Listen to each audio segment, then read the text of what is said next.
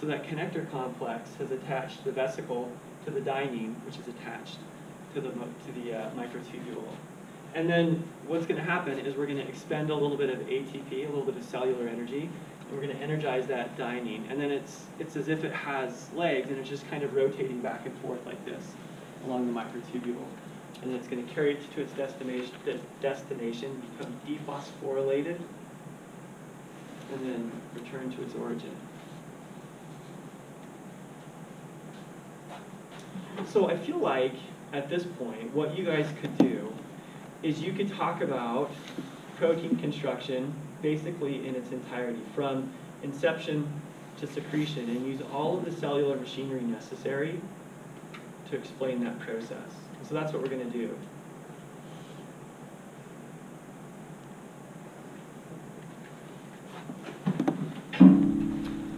So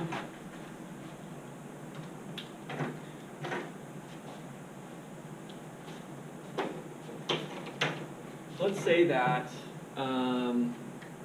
our diet has changed a little bit. And all of a sudden, we have a lot more protein in our diet.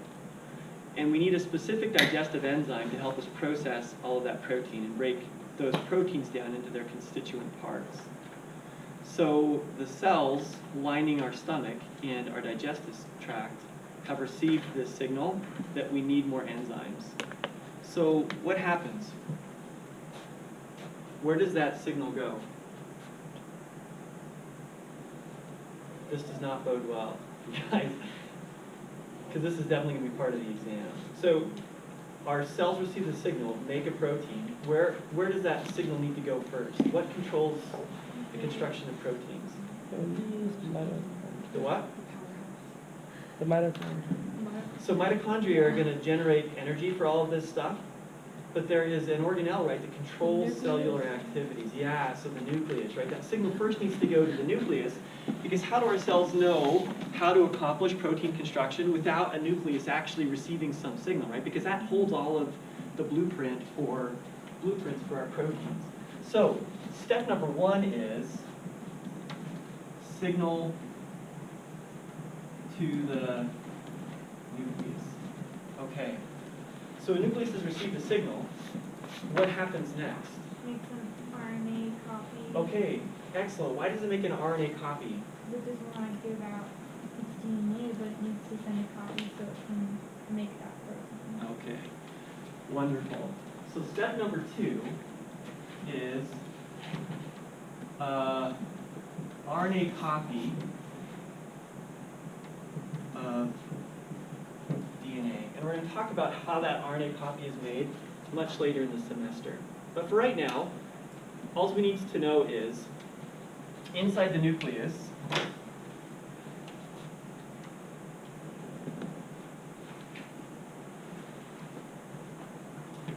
a signal is received, right? Mm-hmm. And then we make some RNA copy. Now we need to get that RNA copy out of the nucleus. Now the nucleus had some morphologies, some features that allowed signals to come into and to leave. What were those? Yeah, so the nucleus had little structures on its surface that allowed things to come into it, signals to come in and then signals to leave as well. I'm sorry? The plasma membrane. So it has a plasma membrane, yep, and incorporated into these plasma membranes there are structures.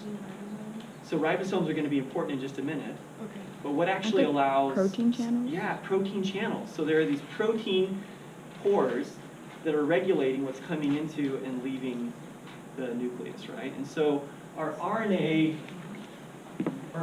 copy is going to leave the cell via...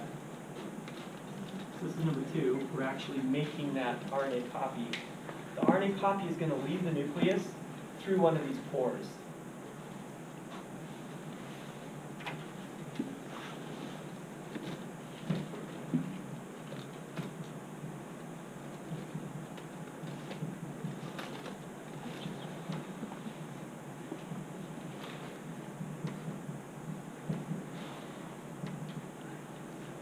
Okay.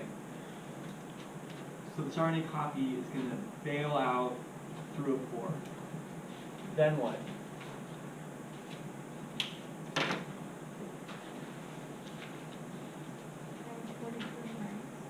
And where's that ribosome located? Why is it in the rough ER? There are lots of ribosomes in the rough ER for sure, but there are also lots of ribosomes floating around in the cytosol. So why would we go to the rough? What's that? Has to be in the rough ER to go in. Because the rough ER has the things The roughness, right? Yeah, it has ribosomes for sure. But there are ribosomes located in both the rough ER and also in the cytosol. And the question is, why is it going to the rough ER and not to the cytosol?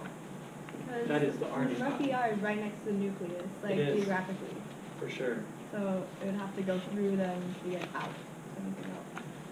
Okay, but do all RNAs go to ribosomes in the rough ER? No. If so, if they did, then why would we have ribosomes in the cytosol at all, right? Because Because isn't that where the protein needs to be? 'Cause isn't where the ribosomes are is where the proteins change and the creation of that protein. So if it's For sure. needed in the rough ER, that's where it's going to be made. But if it's needed in So is that another protein going to form- stay in the rough ER? What's the purpose of that protein? It's going to be synthesized ultimately for what? I mean, why the heck are we actually making this protein?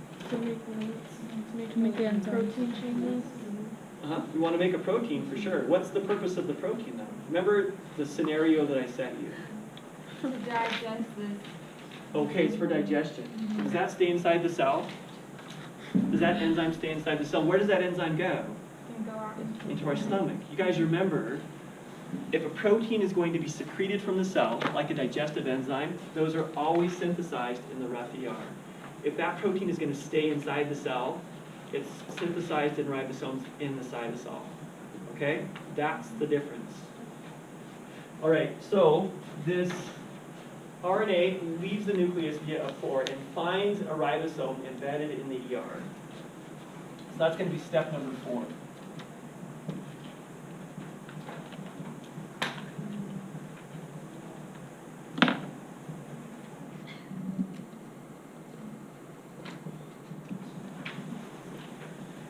I'm just going to write ER, but we know that that's the rough endoplasmic reticulum, right? Yeah. Okay, so the rough endoplasmic reticulum is located, like you guys were saying, adjacent to the nucleus, which is a really convenient spot for it, right? So we're just going to draw that like this. And then we're going to draw our ribosome in black right here. So it's going to come right over here and find this ribosome. And that ribosome is going to make the initial parts of the protein, right? Yeah. Okay. Then what?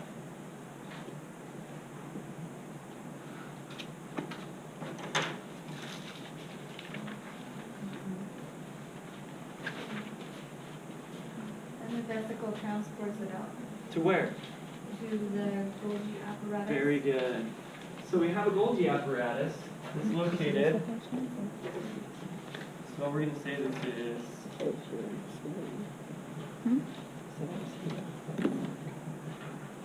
a rough ER.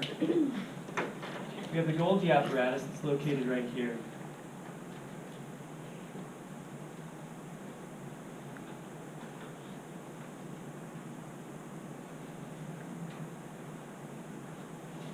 So the rough ER makes a vesicle and sends that protein to the rough, or excuse me, to the Golgi apparatus.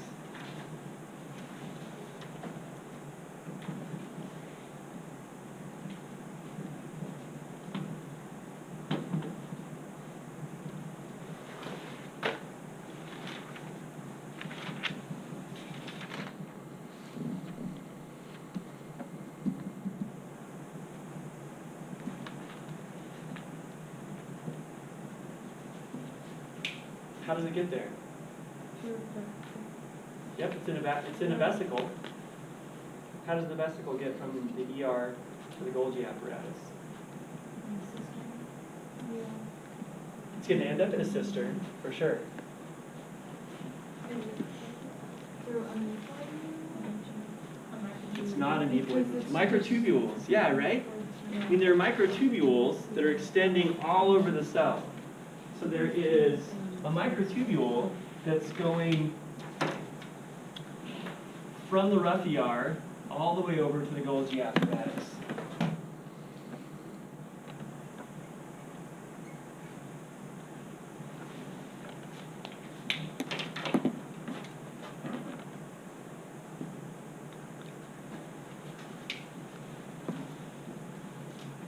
Now, if the origin of this microtubule, that is the centriole, is located on the left, and the vesicle is moving to the right, what type of motor protein is carrying that vesicle?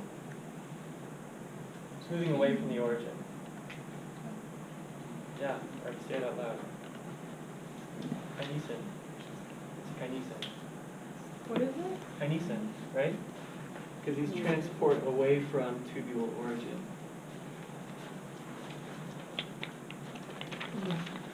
Okay, so that vesicle, and I'm just going to make this 5A down here. That vesicle moves with the kinesin on a microtubule.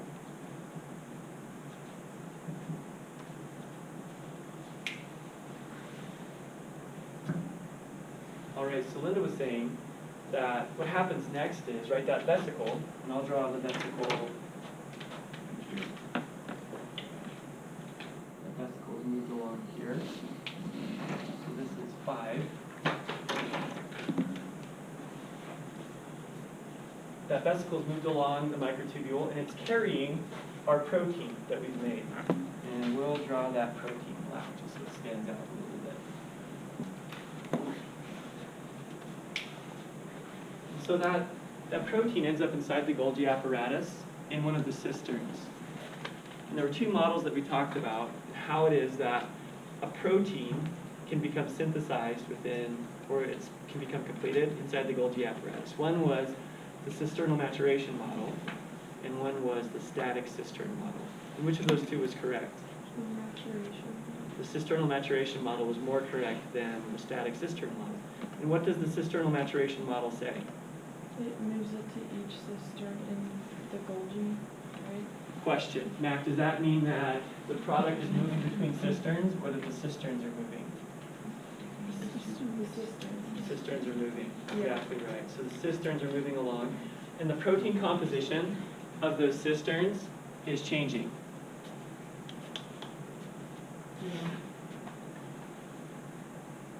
All right, we okay with that idea so far? Okay. So then, once the protein has been completed, what happens next? It's in the Golgi. The Golgi completes the protein. So I'll use 6 right here.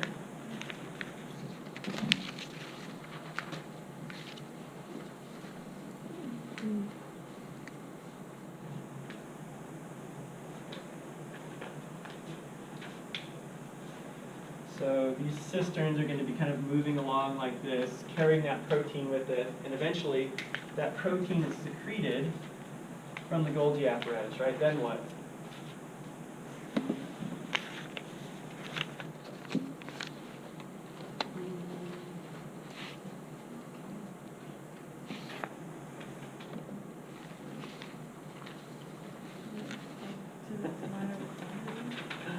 So mitochondria are providing all of the energy for the transport, right? Because kinesins require some energy. Protein construction requires a little bit of energy, and the mitochondria are generating that energy. Is that what happens, though? Is it just like plop out of the Golgi and it just stays there? Well, what about the lysosomes? Like, would Lysosomes come into effect if we don't make that protein correctly. Lysosomes Yeah. can come along and digest it, and we can start over. Let's pretend that we've actually made it correctly, and we want to get it outside the cell. What happens?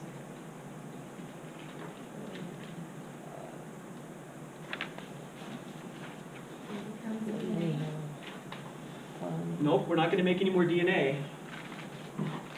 And then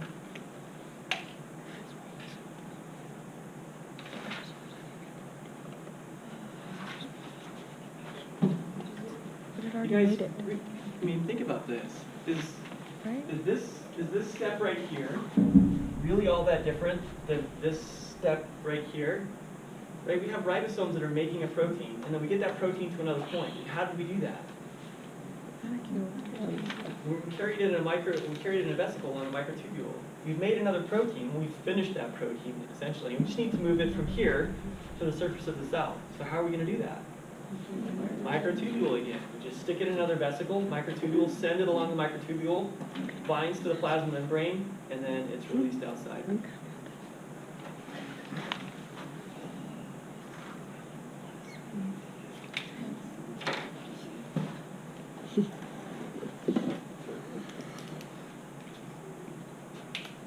So we have another microtubule highway that goes from the Golgi apparatus to the surface of the cell. A vesicle is going to bud off of the Golgi apparatus that carries our completed protein, and it's going to be carried along that microtubule until it fuses with the surface of the cell, and then it's just released out into the lumen of our digestive tract. So 7 is vesicle leaves the Golgi, and it's carried by a microtubule and a kinesin to the surface of the cell. Wait, what was 6? Golgi apparatus, the Golgi completes a protein.